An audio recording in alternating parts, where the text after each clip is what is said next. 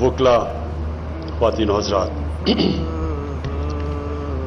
मैंने जब 25 साल पहले अपनी पार्टी का आगाज़ किया तो उसका नाम इंसाफ की तहरीक रखा। और वो क्यों रखा? क्योंकि मैं एक पॉलिटिक्स का भी स्टूडेंट था, तारीख का भी स्टूडेंट था, और बहुत पहले मैं इस नतीजे पे आ गया क्योंकि मैं प्रोफेशनल क्रिकेट बाहर खेलता था, दुनिया मैंने देखी हुई थी। तो पॉलिटिक्स में तो मैं सिर्फ आया एक ही वजह से था कि हमारा मुल्क क्यों पीछे रह जाए। हम देखते थे कि दुनिया आगे जा रही है और पाकिस्तान एक वक्त पे आगे जाते हुए पीछे नीचे आना शुरू हो गया। 60s में पाकिस्तान ये सारे खित्ते में एशिया में चौथे नंबर पे मुल्क था जिसको दुनिया देखती थी, तरक्की कर रहा था, डेवलपमेंट का मॉडल था, क्वालिटी हमारी यूनिवर्सिटीज़ थी, गवर्नमेंट हॉस्पिटल्स में अच्छा इलाज था। हम सब, मैं और मेरी फैमिली गवर्नमेंट हॉस्पिटल में पैदा हुए थे।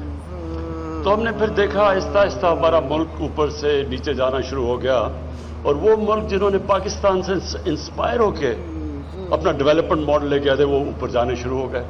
हमारे सामने सिंगापुर, जिसकी हैसियत कोई नहीं थी, कोई सोच भी नहीं सकता था कि सिंगापुर और पाकिस्तान का कोई किसी मुकाबला होगा, या मलेशिया का, वो सब आगे निकल गए। तो मैं तो वो खुशकिस्मत इंसान था जिसको अल्लाह ने सब कुछ दे दिया था, तो मुझे तो पॉलिटिक्स में आने की कोई ज़रूरत नहीं थी। लेकिन इसलिए आया कि हमने अपनी आंखों से देखा कि अगर हमारी तरह के लोग जिनको ज़रूरत नहीं है पॉलिटिक्स में आने की, अगर वो नहीं स्ट्रगल करेंगे तो मुल्क का जिस तरफ जा रहा था, और पिछले 30 साल में 85 के बाद मुल्क तो बड़ी तेज़ी से नीचे गया। हर चीज़ में दुनिया आगे निकल गई। बांग्लादेश जब बना था तो मुझे अभी भी याद है कि लोग ड्राइंग रूम्स में कहते थे कि जी बड़ा बांग्लादेश का बोझ पड़ा हुआ है वेस्ट पाकिस्तान पे, अलहदा होगा तो हम तेजी से आगे बढ़ेंगे। बांग्लादेश भी आगे निकल गया। हिंदुस्तान, जिसको हिंदू रेट ऑफ ग्रोथ कहते थे 80s के अंदर, वो आगे निकल गया। मैं क्रिकेट खेल के हिंदुस्तान से जब पाकिस्तान आता था तो लगता था कि गरीब मुल्क से अमीर तरीन मुल्क में आ गए। मैंने कभी इतनी गुर्बत नहीं देखी थी जो मैंने हिंदुस्तान में देखी थी। ये सारे मुल्क हमारे से आगे निकल गए। और मैं आपको एक चीज, एक वजह बताता हूं कि इसकी वजह क्या थी। अगर आप बाकी सारे सिम्टम्स हैं एक चीज की ना होने की वजह से, रूल ऑफ लॉ। जो भी कौम आगे बढ़ती है उधर कानून की हुक्मरानी होती है। जो भी बनाना रिपब्लिक्स होती हैं वो वसाइल की कमी से नहीं बनती। बनाना रिपब्लिक्स के अंदर कानून नहीं होता, ताकत की हुक्मरानी होती है। हमारे नबी सल्लल्लाहु अलैहि वसल्लम ने, मैं इसलिए लोगों को समझाता हूं कि ये स्टडी करें कि ये क्या फिनोमेना था, मदीना की रियासत क्या फिनोमेना था। ये हिस्टोरिकल इवेंट है। बाकी सारे अल्लाह के पैगंबर हिस्ट्री में नहीं है उनका कोई मेंशन, ये हिस्ट्री के अंदर है। किस दिन में हिजरत की, किस दिन में फतह मक्का हुआ, किस दिन में जंग बदर हुई, ये सब कुछ तारीख का हिस्सा है। तो ये एक फिनोमेना है कि वो कौम जिसकी कोई हैसियत ही नहीं थी अरबों की, वो इतनी तेजी से दुनिया की उन्होंने इमामत की, ये तारीख का हिस्सा है। तो उसकी जो बुनियादी चीज थी रूल ऑफ लॉ था। 2 खलीफा वक्त, 4 में से 2 खलीफा वक्त अदालत के अंदर पेश हुए, कानून के नीचे थे। हमारे नबी सल्लल्लाहु अलैहि वसल्लम ने बहुत, ये 2 उनकी जो हदीस है ये हम स्कूलों में पढ़ाना चाहिए। उन्होंने कहा तुम्हारे से पहले बड़ी कौमें तबाह हुई, जिधर ताकतवर के लिए कानून और कमजोर के लिए दूसरा, यानी जिधर ताकत की हुक्मरानी। और फिर उन्होंने कहा कि मेरी बेटी भी जुर्म करेगी तो उसको सजा मिलेगी। कोई कानून से ऊपर नहीं है। ये है पाकिस्तान का अलमिया। हमारे मुल्क में ये जो 2 पाकिस्तान शुरू हो गए, एक नहीं 2 पाकिस्तान, एक पाकिस्तान के लिए एक अलहदा सेट ऑफ रूल्स, दूसरों के लिए अलहदा। और ये जो रिफ्लेक्ट किया था अभी सीडीए के चेयरमैन आमिर ने, ये जो भी आपको दिखाई कि وہ جو یعنی جنہوں نے جدھر انصاف ملنا ہے اس کی حالت دکھائی انہوں نے، اور شو کرتا ہے کہ کیا اس ملک کی جو لیڈرشپ تھی اس کو کوئی فکر نہیں ہے کہ لوگوں کو انصاف ملے یا نہ ملے. کیونکہ دیکھیں ایک چیز، امریکہ اپنے آپ کو انٹرنیشنل کرمنل کورٹ کے نیچے نہیں ڈالنا چاہتا، وہ قانون سے اوپر رہنا چاہتا ہے. طاقتور ہمیشہ قانون سے اوپر رہنا چاہتا ہے، وہ قانون کے نیچے نہیں آنا چاہتا. لیکن جو مہذب معاشرہ ہے وہ ان کو قانون کے نیچے لے کے آتے ہیں. جو ہماری اسٹرگل ہوئی ہے جب سے آئے ہیں، یہ کیا اسٹرگل ہے؟ سارے اکٹھے ہو کے کہتے ہیں کہ جی ہمارے لیے علیحدہ قانون بنا دو، ہمیں NRO دے دو. ایک ہی بلیک میل کر رہے ہیں کہ نہیں تو آپ کی گورنمنٹ نہیں چلنے دیں گے. اور یہی جنرل مشرف نے سب سے بڑی جو ظلم کیا اس ملک پہ، ایک تو آئین توڑا، لیکن جو سب سے بڑا ظلم کیا NRO دے دیے طاقتور کو. پیسہ تو جنرل مشرف کا نہیں تھا، پیسہ تو قوم کو چوری ہوا تھا. اس کے پاس تو رائٹ ہی نہیں تھا کہ ان کو کہے جی نہیں ہم نے آپ کو معاف کر دیا. اور میں چیف جسٹس صاحب آپ کے ساتھ 2007 میں اس تحریک میں شامل اس لیے تھا کہ یہ ہمارا نظریہ تھا. میں تو پہلے دن سے کہہ رہا تھا، 25 سال پہلے کہہ رہا تھا کہ ملک تو صرف تب آگے بڑھے گا جس ملک میں آزاد عدالتیں آئیں. اور جب اتنی وہ سٹرگل تھی، اور وہ ایپک سٹرگل تھی، کیونکہ مجھے بڑا فخر ہے کہ ہم اس سٹرگل میں ہم نے شرکت کی، اور جو وکلا نے قربانیاں دی اور جس طرح وہ سامنے آئے، وہ بڑی زبردست سٹرگل تھی. وہ ایک ڈیموکریٹک سٹرگل تھی، وہ in fact struggle rule of law کی تھی. کہ ایک ملٹری ڈکٹیٹر کو کہہ رہے تھے کہ آپ یہ نہیں کر سکتے کہ جج کو، چیف جسٹس کو اس طرح آپ اس کو ہٹا نہیں سکتے. لیکن مجھے بڑے افسوس سے کہنا پڑتا ہے کہ جو اس سٹرگل کی نتیجے میں جو رزلٹس آنے چاہیے تھے، وہ مجھے افسوس سے کہنا پڑتا ہے وہ نہیں آئے. اور وہ ایک اور کہانی ہے کہ وہ جدھر وہ اس نے جانا چاہیے تھا وہ نہیں گئی. لیکن جو رول آف لا، جو قانون کی، جو انصاف کی سٹرگل ہے، وہ ایک آن گوئنگ سٹرگل ہے. وہ مسلسل ایک معاشرہ اس کی سٹرگل کرتا ہے.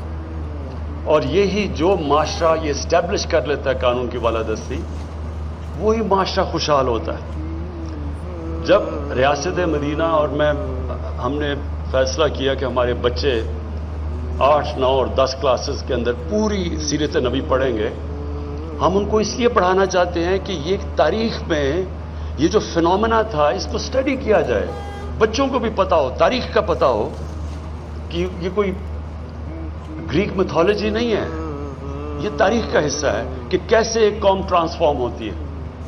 وہ کیا کیریکٹر تھا جو انسانوں کے کیریکٹر بدل دیے انہوں نے، اور پھر وہ کیا پرنسپلز کے اوپر وہ قوم کھڑی ہوئی تھی.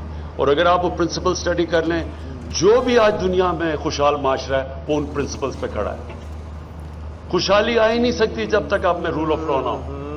پاکستان کا سب سے بڑا اثاثہ آج اوورسیز پاکستانی ہے. ہم ریئلائز نہیں کرتے. میں یہ بھی 25 سال سے کہہ رہا ہوں کہ یہ سب سے بڑے ایسٹ 90 لاکھ پاکستانی جو باہر بیٹھے ہوئے ہیں، ان کی جو GDP ہے وہ تقریباً ہمارے 22 کروڑ پاکستانیوں کے تقریباً اتنی ہیں. ان کے جو ڈالرز ہیں ان کو پاکستان کی ضرورت ہے. یہ پوچھے وہ کیوں نہیں آتے پاکستان میں ڈالرز؟ وہ بیچارے ایک پلاٹ لیتے ہیں، جا کے پیسہ کماتے ہیں، ایک پلاٹ لیتے ہیں، 1-2 سال کے بعد واپس آتے ہیں، اس کے اوپر قبضہ ہو جاتا ہے. اور قبضہ کیوں یا قبضہ گروپ فلرش کر رہے ہیں؟ قبضہ گروپ اس لیے فلرش کرتے ہیں کہ آپ کی زمین پہ قبضہ کر لیں، آپ لیگل ریکورس لیں، وہ سالوں بلکہ کیس ہی ناممکن ہے اس کو رزلٹ ملنا. تو جب آپ کو انصاف نہیں ملتا تب پھر طاقتور یہ جو قبضہ گروپ ہیں یہ پھر پریویل کرتے ہیں اس سوسائٹی میں. انگلینڈ میں کیوں نہیں قبضہ گروپ؟ میں ساری 18-19 سال گزارے ہیں وہاں. کیوں نہیں یورپ میں قبضہ گروپ؟ کیونکہ وہاں قانون ہے. تو ہمیں ہماری جو سٹرگل ہے، اور چیف جسٹس صاحب میں آپ کو داد دیتا ہوں، آپ نے بڑی بڑی زبردست ججمنٹس دیے ہیں جو کہ ہمارے معاشرے کے لیے امپورٹنٹ ہے، اور انوائرمنٹ کے لیے خاص طور پہ، کیونکہ ہم نے بڑی تباہی کی اپنے ملک کی، ماحولیات کی. جس طرح ہم نے یہ اسلام آباد، آپ کو حیرت ہوگی کہ 1960 سے 2010 تک جتنی اسلام آباد میں ڈیولپمنٹ ہوئی تھی 10 سے لے کے 20 تک 10 سالوں میں اتنی اور ہو گئی ہے.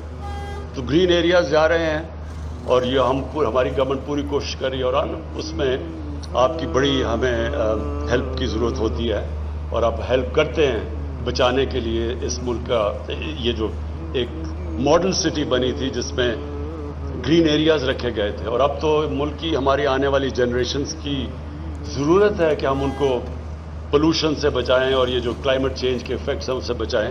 تو اس میں یہ تو اب نیشنل نیسیسٹی بن گئی ہے کہ ہم اپنے ملک کو ہرا رکھیں, اپنی انوائرمنٹ کو بچائیں, اپنے دریا پانی کو ہوا کو صاف رکھیں.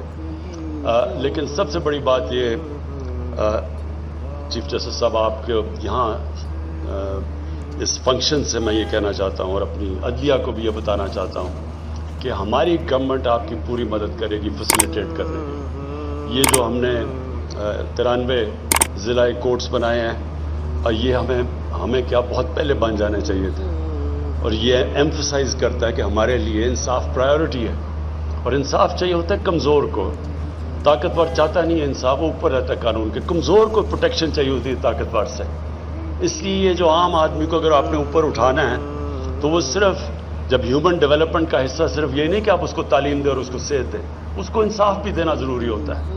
اور انصاف جب ملتا ہے ایک معاشرہ آزاد ہو جاتا ہے. اور جو ریاست مدینہ میں سب سے خوشحالی پہلے نہیں آئی تھی, پہلے انصاف آیا تھا پھر خوشحالی آئی تھی. جو ملک میں ڈیولپمنٹ اور جو انویسٹمنٹ آتی ہے وہ تب آتی ہے جب آپ کا جسٹس سسٹم پروٹیکشن دیتا ہے, کانٹریکٹ انفورسمنٹ ہوتی ہے. جدھر اوورسیز پاکستانی جو ہیں ان کا سب سے بڑا مسئلہ یہ ہے کہ وہ اگر پلاٹ کے اوپر ان کو کانفیڈنس نہیں ہے کہ ایک سمپل سی پلاٹ بھی ہم لے لیں تو وہ بچ جائے گا, تو وہ انویسٹمنٹ کیسے کریں گے, وہ فیکٹریاں کیوں لگائیں گے. تو ہمارے راستے میں یہ بہت بڑی رکاوٹ ہے اور اس لیے آپ ہمارے سے پاکستان کی عدلیہ کو میں نے کہنا چاہتا ہوں کہ ہم انشاءاللہ پوری طرح آپ کے لیے ہر قسم کی فیسیلیٹیشن کریں گے. یہ ایک اسلام آباد میں بھی پہلا سٹیپ ہے, لیکن اور بھی جب بھی آپ کو گورنمنٹ کی ضرورت پڑے, ہم اس کو یہ نہیں سمجھتے کہ یہ کوئی ہمارا پہلے باقی پیسہ خرچ کریں اور پھر اینڈ میں جو پیسہ بچ جائے وہ جسٹس سسٹم کو دیں. ہم سمجھتے ہیں یہ پرائیورٹی ہے, اس کی وجہ سے پیسہ آتا ہے. جب آپ کے ملک میں انصاف ہوتا ہے تو انویسٹمنٹ اور خوشحالی آتی ہے. تو اس لیے مجھے آج بڑی خوشی ہے. یہ میں CDA چیئرمین کو, آپ کو اور FWO کو خاص طور پہ میں اس لیے اپریشیٹ کرنا چاہتا ہوں کہ پہلے تو 6.5 ارب سے آپ نے اس کو نیچے لے آئے ہیں تقریباً 1.5 ارب پہ. یہ بہت بڑی اچیومنٹ ہے. نارملی تو 1 ارب سے شروع ہوتا ہے تو 6 ارب پہ پہنچتا ہے. یہ ایک تو اس کے لیے آپ دونوں کو کہنا چاہتا ہوں. اور سیکنڈلی جو 6 مہینے کا آپ نے ٹائم فریم دیا ہے, یہ بھی انشاءاللہ ہم آپ دیکھیں گے کہ آپ نے 6 مہینے میں FW اور آپ نے اس کو کمپلیٹ کرنا ہے. بہت بہت شکریہ.